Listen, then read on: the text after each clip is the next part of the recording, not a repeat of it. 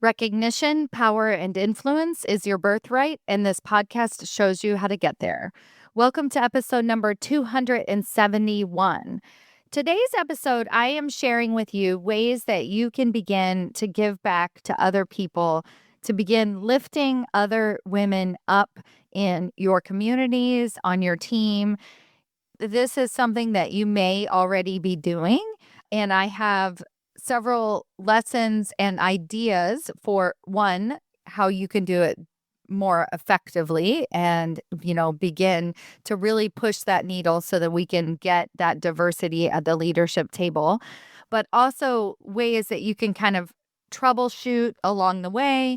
And if you aren't already able to lift as many women up as you would like, this episode is going to also show you how you can begin to do that.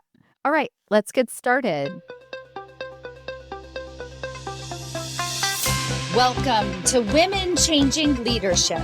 I am your host, Stacy Mayer, and I teach you how to get promoted, get paid, and bring your whole self to the leadership table.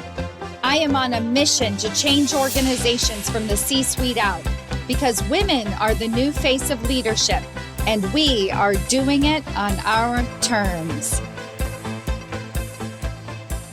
Hello, corporate badasses. Welcome to another episode of Women Changing Leadership. I am your host, Stacy Mayer, and super excited, as always, to be here with you again this week. I am recording this episode on the day of International Women's Day. And International Women's Day, if you're not already aware, is celebrated throughout the entire world. It is a global holiday. And in a lot of Eastern cultures, it's actually a national holiday in their country. So one of the things that I learned a few years ago is that it's celebrated somewhat like Mother's Day, meaning that all women everywhere are celebrated on this special day of International Women's Day. And when I think about Mother's Day, I think about celebrating all mothers, and not because of their achievements and the success that they have had in their life, but simply for being them, and that their achievement is just who they are.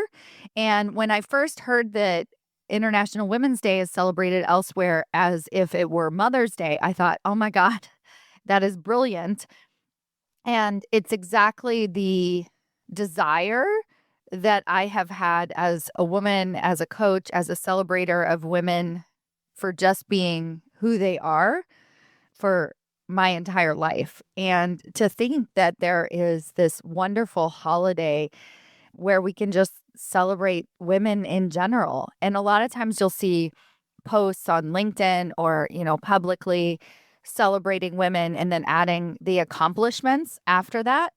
And so I want to encourage you this International Women's Day, and you can continue this throughout the week since the podcast episode will be released after the holiday, is to just celebrate a woman in your life for just being who they are, and not necessarily because of that success or that particular milestone that they have met, but because they matter. And I really think this is an important reminder, especially for a culture, and I'm saying like all womankind, that has typically felt inadvertently and sometimes blatantly like they don't, and that they're secondary. And so to be able to lift them up and to say, hey, you matter because you are who you are, it matters. Like, this is something that is important for all of us to do. At the beginning of every podcast episode, I say recognition, power, and influence is your birthright. And what I mean by that is that you deserve more. And we all deserve everything that we want, ultimate abundance. And so for some people, actually for all people, it looks like a lot. Like it's a gift. It's a gift of gratitude, of abundance. It doesn't have to manifest in financial gain, but it can manifest in financial gain, which then becomes something that you're able to give back to the community. And that also ties into today's episode. What I want to talk about today is ways that women can and how they are currently giving back and supporting others in their own careers. that tends to be a full circle moment for a lot of my clients, but it's also really a driving force. It's something that I don't have to teach necessarily, in the sense that I don't have to tell them to do this, that, you really should be giving back, mentoring others, offering wisdom to others, because it's kind of just what they do, and they've been doing it for their entire career path. So I want to not only celebrate them, but in today's episode, I'm going to give you some ideas of how you can continue to amplify your ability to give back to others, and maybe perhaps make it a little bit more effective. First of all, I want to acknowledge something that I hear a lot. And I remember I was sitting on a panel with other women leaders, and we were talking about how to get women promoted. And I have to admit, I felt a bit like an outsider, because the other women on the panel were talking about very traditional methods. Like, you need to put together your PowerPoint presentation, all of your wins over the past 27 years, and you really need to present a case for your promotion. And so I was like, or you could just ask for a promotion. Have you asked? Have you asked what it's going to take? Have you had conversations around it? Put together a plan with your boss instead of presenting to your boss. But anyway, one of the other things that came up is they said sort of that elevator, how we need to, as women, lift other women up. And each of the panelists started to give their interpretation of that as being like, suggestions and reminders that we need to lift other women up. And I said, in my experience, this isn't a problem. And the question is being asked because a lot of times it is a problem. Like, you'll have a woman in a position of power, and she rose up the ranks in the old model of women's leadership, which is that we have to fight our way to the top. We're the only woman in the room, so we have to hold our seat. And, this is the feeling, and rightfully so. That's how they got there, right? They had to fight. They had to claim it. And so they're not going to necessarily be inclined to lift other women up. And even Sheryl Sandberg talks about that this was a conscious effort on her part to have to go out and remind herself that she had the ability to lift other women up. The women who I work with, I don't have to talk about these things with them. I don't have to remind them that they should or shouldn't be lifting other women up. And the reason is because as they rose with other women. So they didn't rise in isolation. They didn't rise by putting other people down. They rose as a community. They also rose with other men, right? They rose by being equals. They rose by paving their own path. They rose by having conversations. Like, this difference between fighting and putting together your PowerPoint of all your talking points, why you deserve a promotion, versus just having a conversation. When you have conversations with people, you're treating them like human beings, and then we all rise up together. So in my situation, what I find is that a lot of women really desire and want to give back, and they're doing it. They're sponsoring their company ERGs. They're mentoring young women. They volunteer for women's groups. They mentor young women in STEM. They are on boards of organizations that they really care about. So this is not necessarily something that I have to remind them to do, but what I can do and what I do is teach them how to do it just a little bit better, like a little bit more effectively, because sometimes the way that traditionally women would rise is they don't either, they have to push the system, or they don't know how they got there. Like, they didn't have a step-by-step process like what I teach. And so then it's difficult for them to reverse engineer and share that information with another person.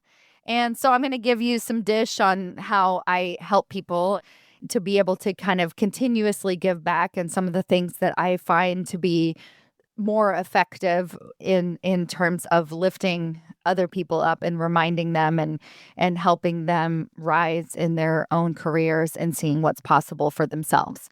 But it's really important to recognize that we're coming from this place of that, the idea that we should lift other women up is not the problem. Most of the women that I experience and that I work with really want to and desire to do that. One of the biggest compliments that I received about my book, and I've received a lot of compliments about my book in terms of, this book changed my life all the way to like, this book is the reason that I got promoted last year. And then the other thing is I bought this book for 5, 6, 20 different people in my life. And that third compliment matters to me a lot. The first two matter as well, but the fact that so many women are able to pass on this information to others is really important to me because I believe the tools in the book and everything that I teach, so directing people to this podcast, for instance, or even to work with me directly, is very practical. I'm giving you the tools to actually get promoted. And so if you can go through the book and actually get promoted, that's amazing. That is huge. I have a friend that is a COO at her organization, and she knew about my book, and she gave me this compliment. She said, I have this woman on my team who has been asking for a promotion for a while, and I've been trying to coach her to get this promotion, but she's just not understanding it. And I can't really get past the fact that she just needs more executive presence. And I don't really know what to tell her that means. So I actually just gave her your book and said, do this. I want to share that with you as a genuine first place to start. If you're not really sure how to help somebody, just give them my book and say, do this, because that's huge. Now, as I pointed out already, this particular woman, she's been at this organization for 20 years. She slowly rose her ranks all the way up to COO, and she was able to kind of build relationships, build her expertise out along the way, and then she found herself in this position. So she didn't have a deliberate strategy. I mean, she probably did somewhat, but the step-by-step process that I teach is very repeatable. And that's another thing why it's so beneficial for my clients, is because they not only get one promotion, they understand how to get their next one and their next one and their next one. Or they not only get a job, like let's say they're laid off or something and they need to find a new role. They not only get their next job, they know how to never put themselves in the position of desperation again. Being able to have a process really, really matters. And so this particular woman didn't necessarily have a process, so she didn't know how to communicate this to her team member. The other thing that's really important to realize when we're looking, even when you think when you needed guidance from up above, like from your boss or somebody like that, they're very busy, right? And so they don't have as much personal care for our personal development, but also they just don't have time to really think about all the nuances of the challenges that we might be facing. And so it's difficult for them to put that together, that step-by-step strategy. That's why it's important for you to go out and create that. And I have a wonderful podcast episode on how you can co-write your development plan with your boss. So you can actually help them see what you think your development plan should be, and then they can co-write that with you. But this leads me to my very first point, which is it's really important to know who you're trying to help. Like, what is their role? Not who they are personally, but the category that they fall into. This idea of helping your employees, the people who are your direct reports, is really common for my clients. They want to mentor, they want to coach their team members, and also they need to because they're not delivering, or they want them to do better, or they really just genuinely care about that person. It's really, really, really, really, really important to note that your direct reports are going to by far be the hardest people to actually give back to mentor, to coach. There are a lot of reasons for this. One being that you have mixed goals for that person. Like when I talk about how it's difficult to be promoted if you have nobody else to do your job. And so a lot of times as their boss, you need them to deliver. So you're not necessarily thinking about the relationships that they're building. You don't spend as much time thinking about the networking that they're doing, the 15-minute ally meetings. Are they getting enough exposure? You have deadlines, right? You need them to do their job. So you're going to be mixed message directing them along the way because, yes, you would love to help them, but you also have a certain output. The other reason why it's so hard is because as their boss, everything that you say is going to be interpreted as some form of criticism. When I'm coaching a woman to get promoted, I am coming from this place that they're perfect, that they're whole, that their job performance is excellent. And then they just need to learn particular skills and tools in order to get promoted. Like that's it. This is not a criticism. You're not doing anything wrong.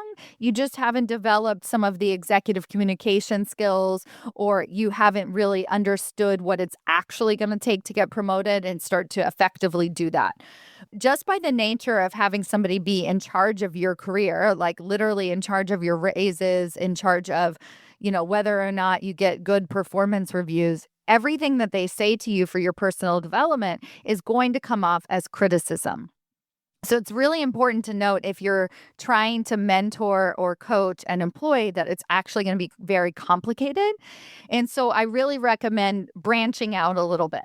Now, if you're mentoring and coaching women across the organization in other groups, that's the easiest place to start because you understand the organization. Hopefully, you're at a higher level of position of authority to actually perhaps open doors for them. You can be super duper honest with them. You can tell them what works at this company, who they should get to know.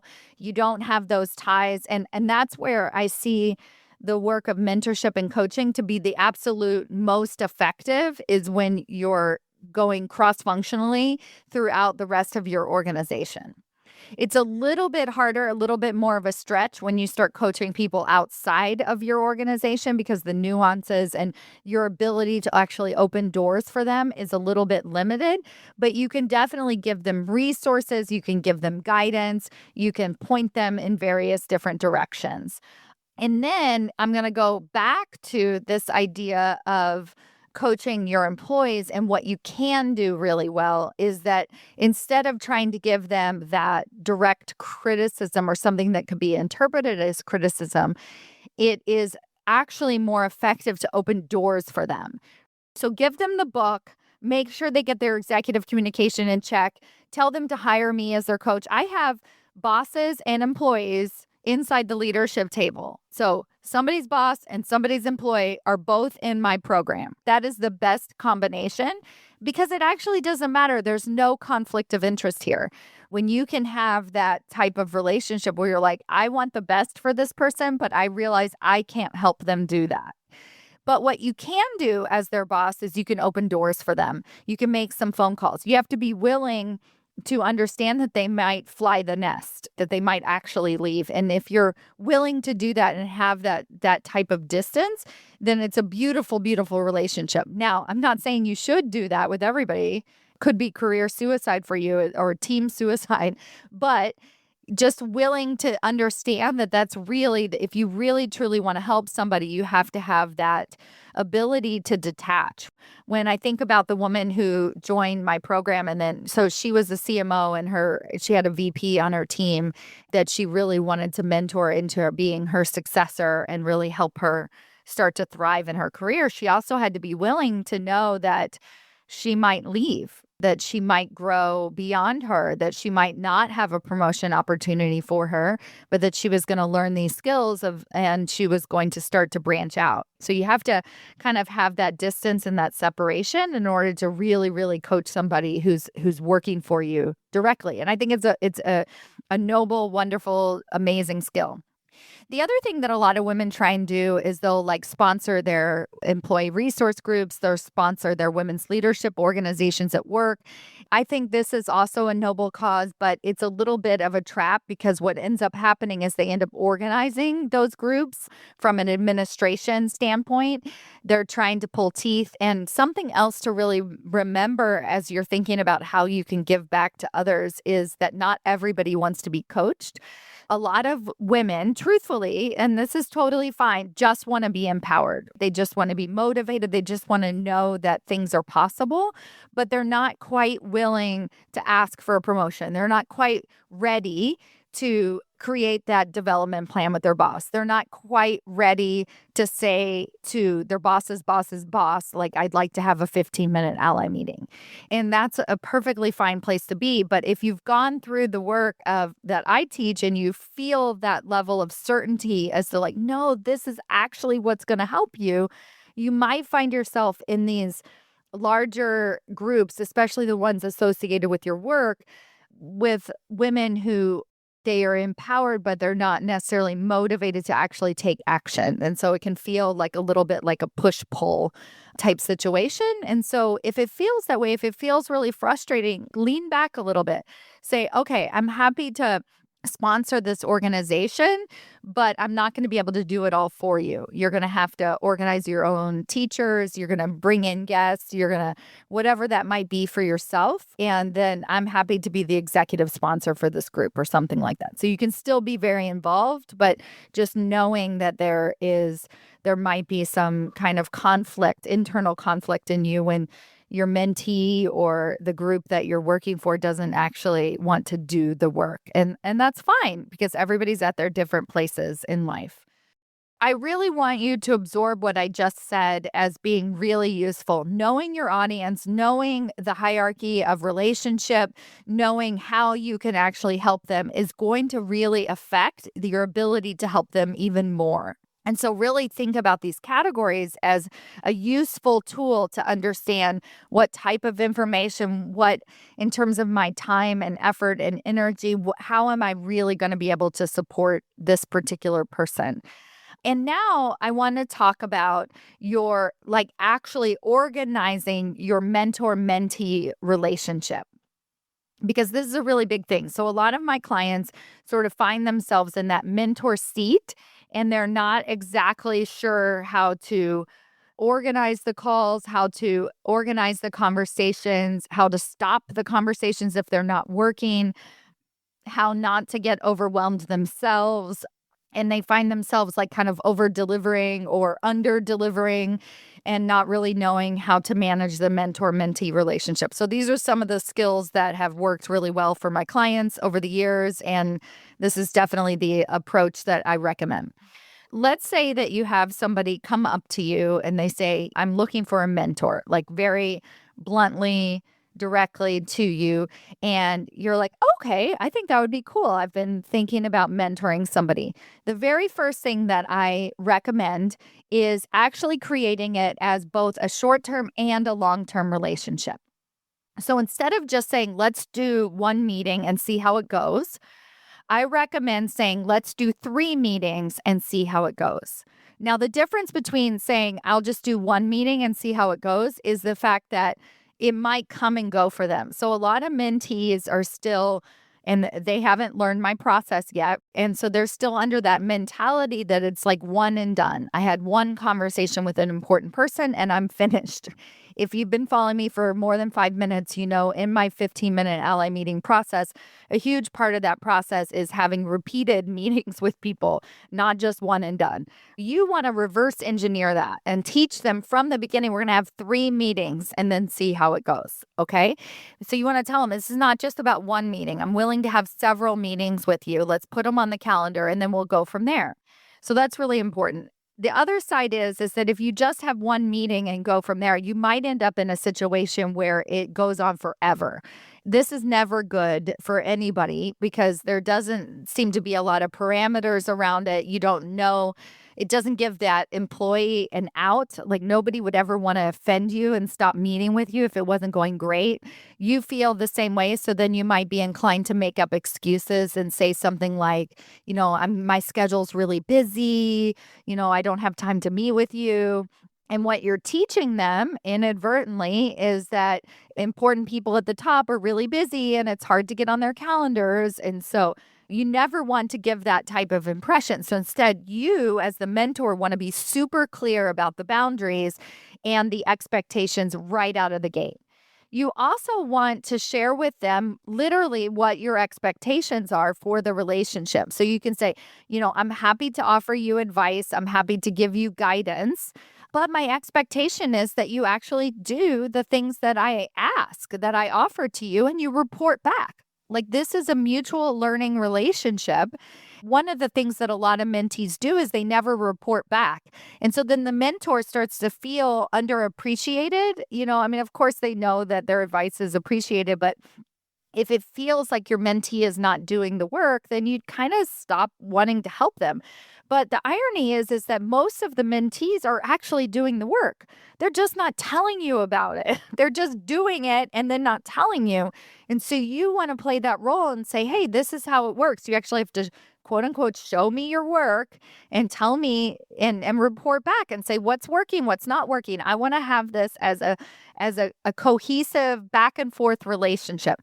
That is how you're going to get the most out of it. And that's also very sustainable for them. So you can have an ongoing relationship, mentor-mentee for 6 months, for years in this manner. Like if you really see the reciprocation of the work that you do. And then I have so many clients that'll say, I have 2 mentees right now and they both just got promoted. Like this is so rewarding.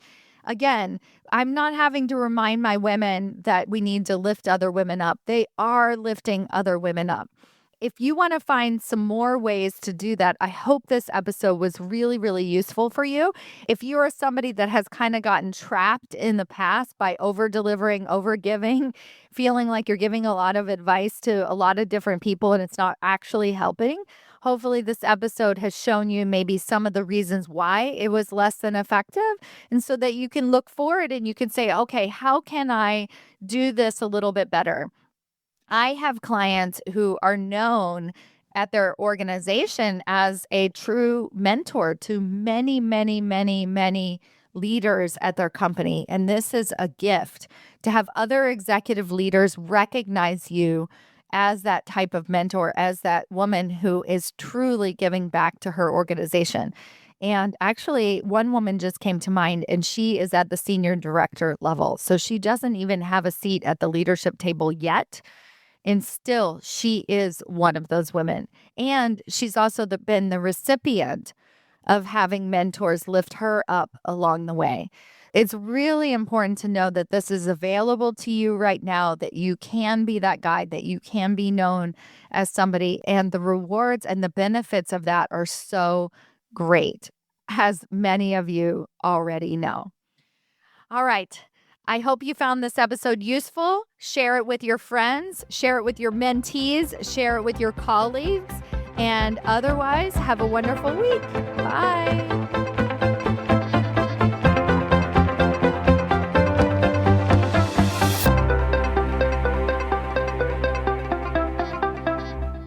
Before you go, I have a question for you.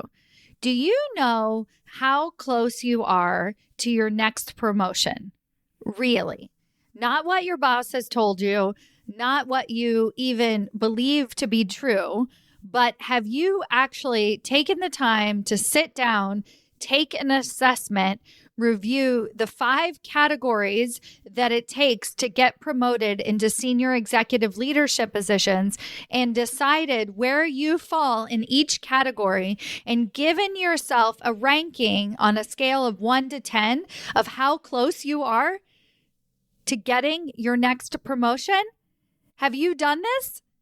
Well, now's your chance. If that feels interesting to you and you're like, hey, I want to know exactly how close I might actually be or how far away you might be and what it's going to take to get you even closer, then I invite you to take my promotability quiz. This is a quiz that I put together with practical tips that actually tell you where you're lacking and where you're winning. What are the areas that you actually need to improve and not necessarily what your boss is telling you all the time so that you can take concrete steps towards landing that next promotion and changing the face of the leadership table. Go to yourpromotabilityscore.com to take your free assessment today. Yourpromotabilityscore.com and let me know how it goes.